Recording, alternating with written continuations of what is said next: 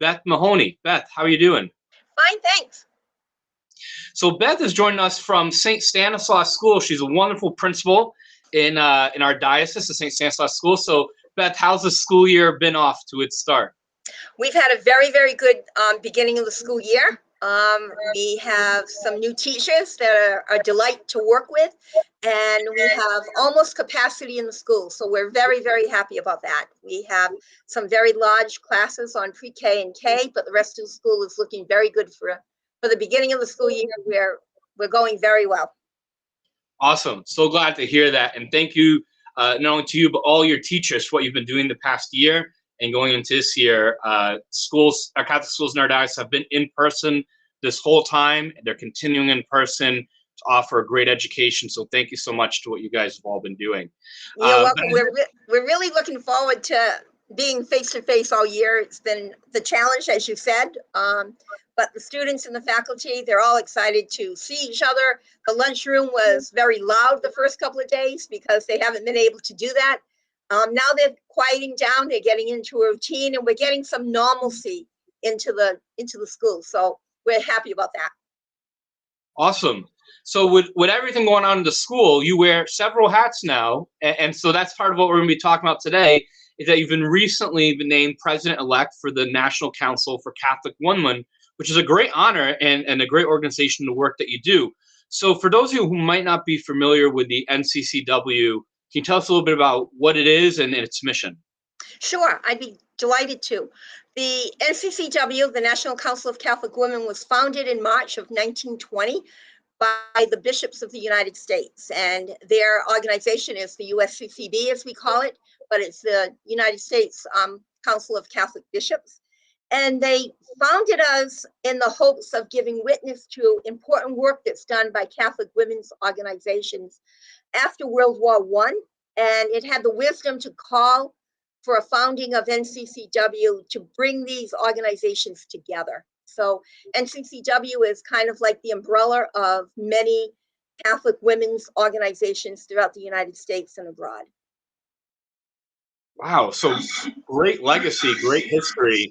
So how many years has the NCCW been around for? So we were very fortunate this year. We celebrated 101 years. Wow. We were disappointed last year. Obviously, we couldn't have a convention because of the COVID.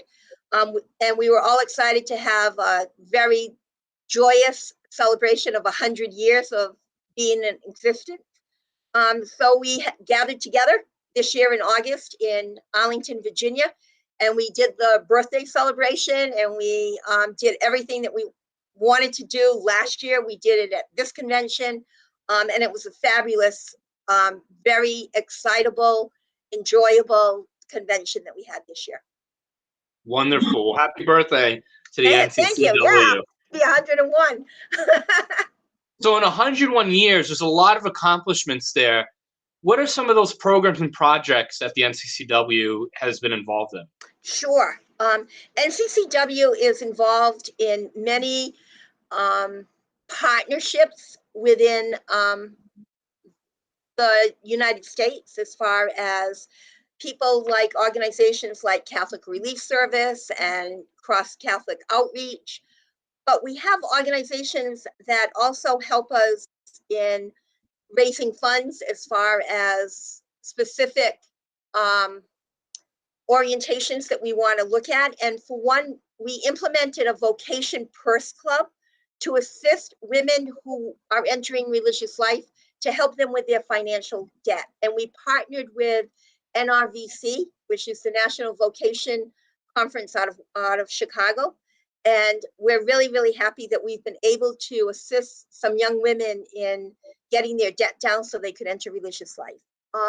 We also partner with Catholic Relief Services, and we have the Madonna Plan, and we have Water for Life, where we help raise money and also go to the countries and look at where the resources are going as far as getting water into some of the countries. We do that.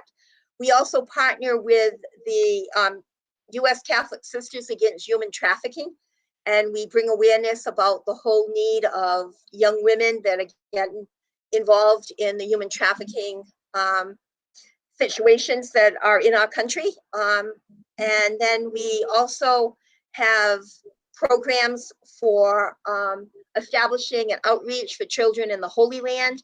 We have a pen pal, one for prisoners and those incarcerated, and we work with organizations that help that.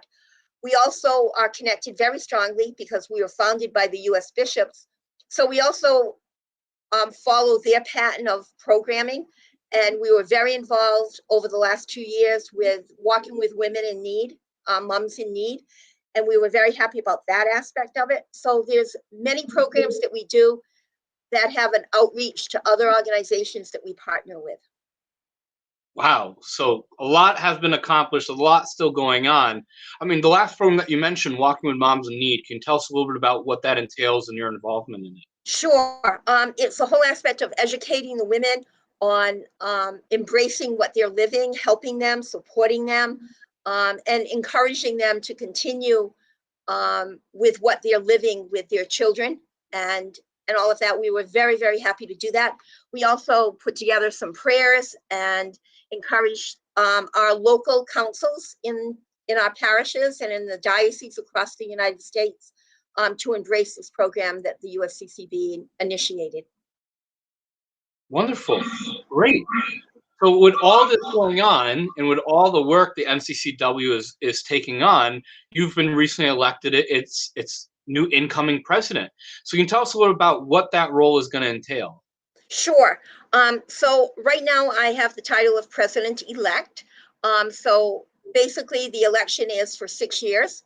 So my first 2 years as president-elect, I kind of shadow the president. I'm responsible for the 2 conventions that are coming up, and anything else that the president will give me to do, basically. And then the following 2 years, I will be leading and the organization and putting together projects and that. And then the last 2 years, as the immediate past president, I communicate with the past presidents, all the national past presidents, making sure communication gets out to them, making sure they're connected with what's going on, bringing them in for consultation, various other things. And we have a very strong national board that is there. But the president-elect, basically my responsibility for the next 2 years will be writing an article for the Catholic Women magazine, making sure communications are going out, and also the chair of the convention for the next 2 years. Wonderful. So other than being a gathering for members of the NCCW, what does the convention entail? The convention entails a business meeting that we have. So we go over that. We go over our bylaws, making sure there's anything that we want to change in that. One of the highlights of it is our resolutions.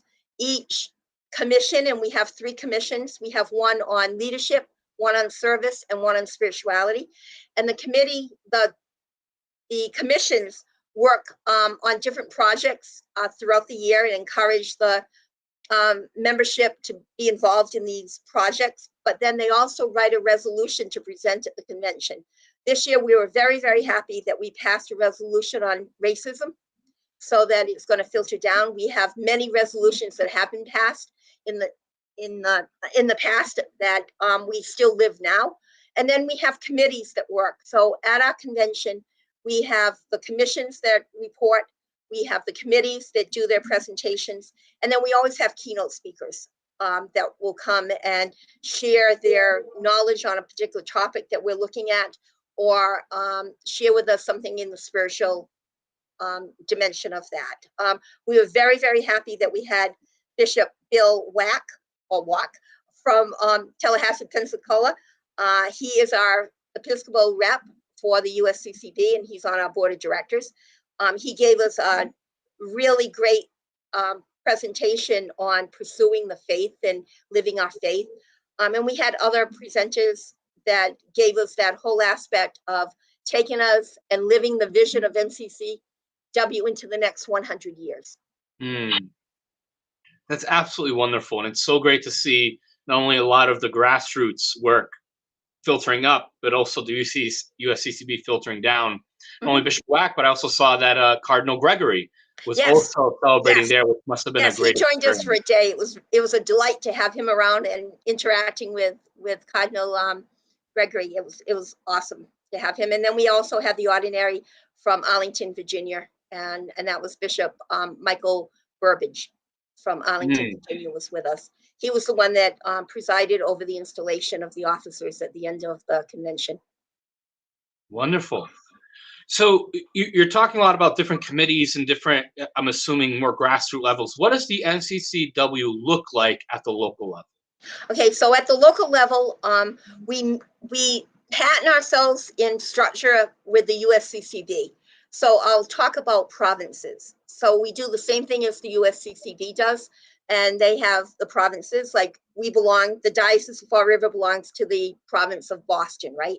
Hmm. So we do that, and I just came off of being the Boston Province Director, and our membership for national filters down in, we have a province director for all of the provinces in the United States.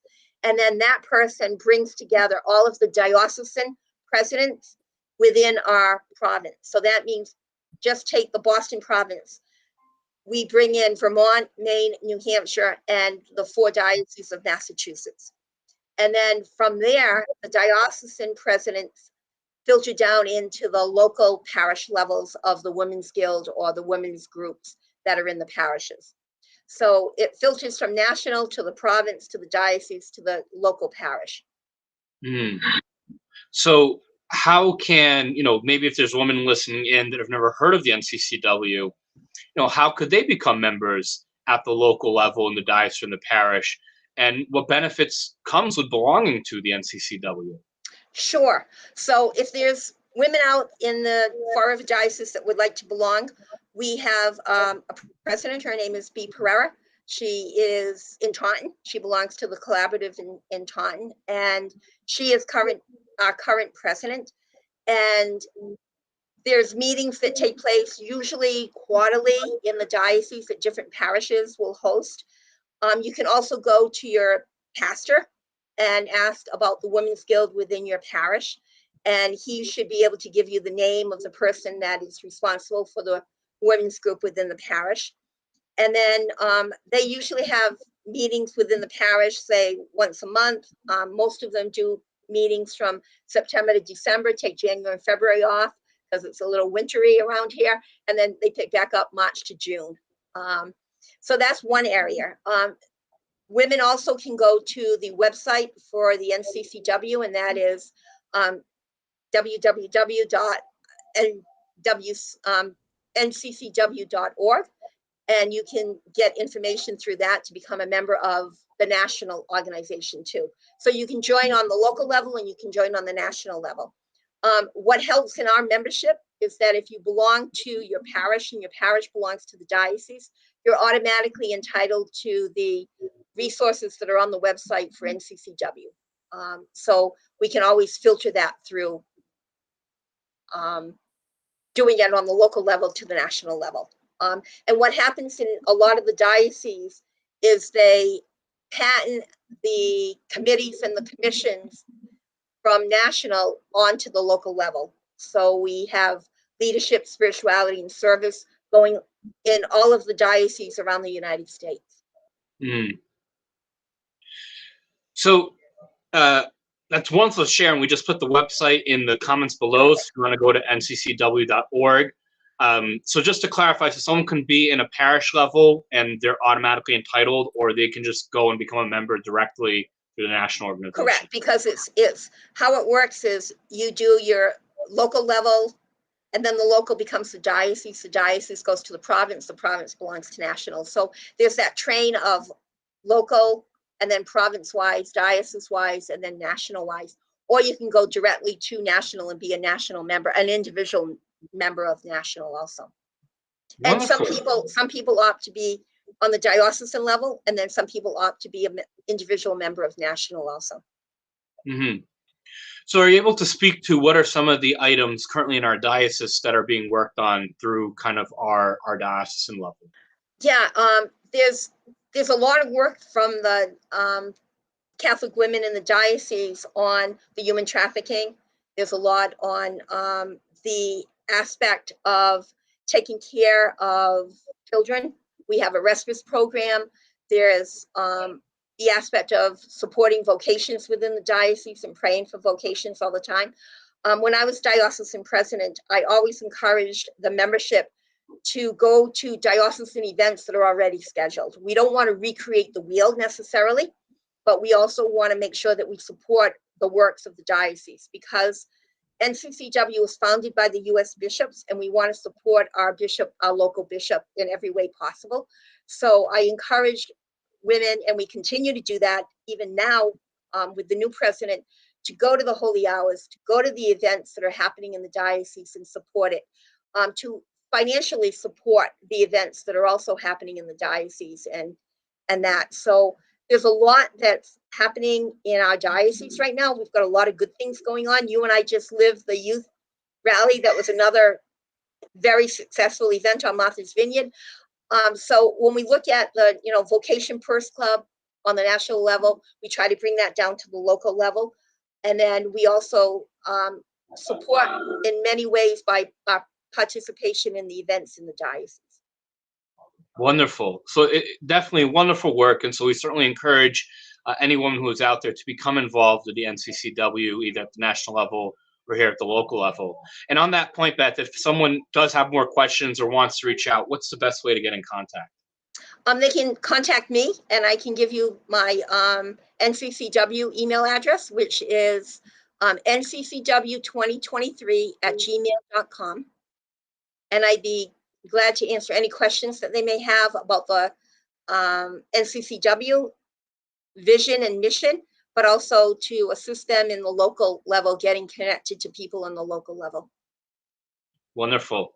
So we just put that the email address in the comments below, so you can feel free to send in an email to NCCW and to Beth with any of your questions or ways that you want to get involved, either at the national or local level. Beth, thank you so much for taking some time out of your very busy day today to share with us the work of the NCCW. And thank you not only for the work you do through the NCCW, but all the work that you do in our Catholic schools. We very much appreciate it.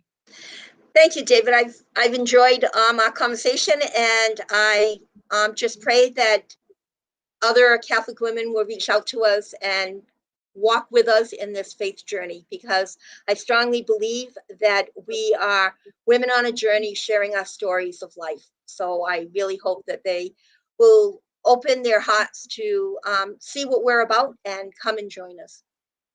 Amen. Certainly we pray for that. Well, thank you, everyone. We'll see you next time.